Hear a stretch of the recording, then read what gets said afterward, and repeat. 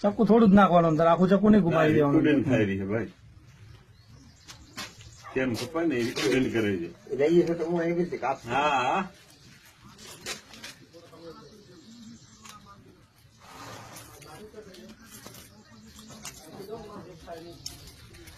ત્યાંથી ચાકુ આગળ જો ઉપરથી આટલી જગ્યાએ હવે ને ચાકુ આપી. આ ધારી છે ને, જે ધારી આડી ઉભી આવે ને ધારી, ત્યાંથી ચક્કુ ઘુમાડવાનું.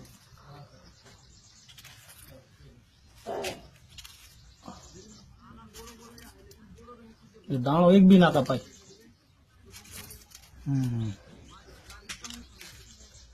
અડધો દાણા કાપી નાખે અમારે છોરા કાપે.